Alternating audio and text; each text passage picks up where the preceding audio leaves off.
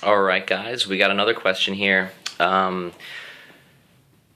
young lady asked about 1,200 calorie diets, and if you're eating low enough calories, there's a fear of going into starvation mode and fat storage mode as kind of like this evolutionary revolt mechanism to you starving yourself, and where people are eating so little that they can put on fat at this low caloric value.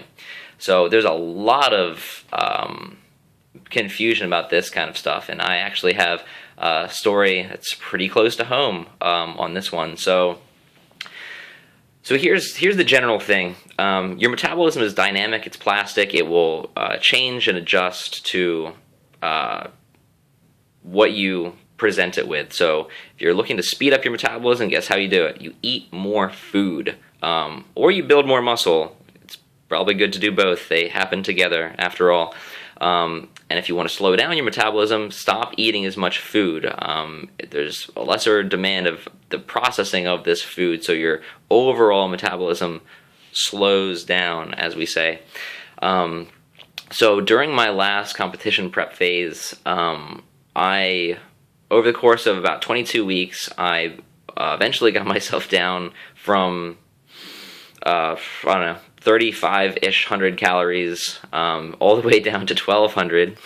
So for the last couple weeks, I was eating only 1,200 calories. Mind you, I was doing about an hour-long lifting session about 5 times a week. I had a couple hours of cardio, like low-intensity cardio in there, spread throughout the week. And then 1 hour of just like a sled, kind of concentric only sort of training day on Saturdays. So lots and lots of training, not a lot of food at all. I was getting leaner and leaner, which is awesome, but I was feeling worse and worse. I had a resting heart rate of 36. I thought I was an aerobic monster. Turns out I wasn't. I was dying. Here's kind of what happens during that phase. Your body gets so efficient at extracting calories from all of your food and holding on to it as much as possible. Some of the symptoms that you are likely to experience, that I experienced, is your limbs, your extremities and fingertips and toes will be colder than normal. If your nose gets colder than normal, you're way down there. Not only that, but because you're so much more efficient at holding on to energy, if you have a slip or whatever and have an extra 600 or 800 calories or more, 2,000 beyond calories, because you're so hungry and your body wants food so badly, think about now with that efficiency superpower that you have now developed in your body, how that's going to almost magnify the effect of an additional 2,000 calories from, I don't know, a big dinner at Cheesecake Factory or whatever.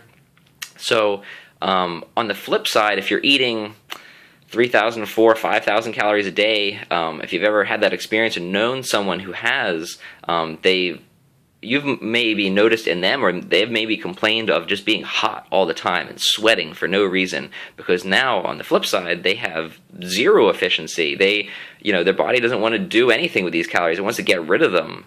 So it just heats everything up and tries to expel them off of your body as heat.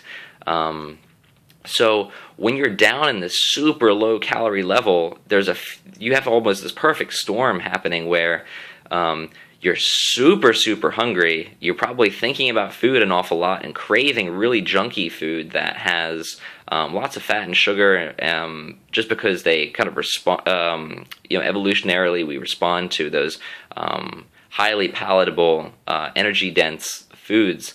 And so when you're down, starving, eating almost no calories, a single episode of binging is far more likely, but also is far more likely on a physiological level to be stored as fat, as opposed to when you're metabolically a lot stronger, and you can kind of handle a 2,000 calorie meal and just kind of brush it off.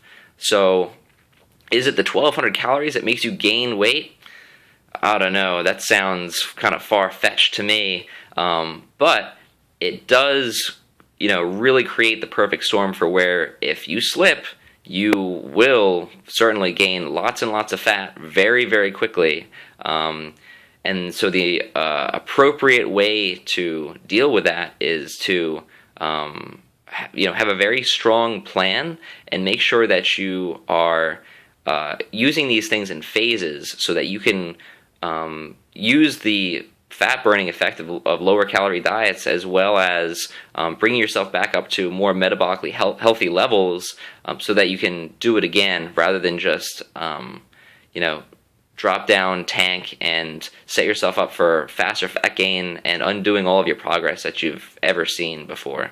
All right, so I hope that kind of helps shed some light on kind of a confusing issue. All right, see you next time.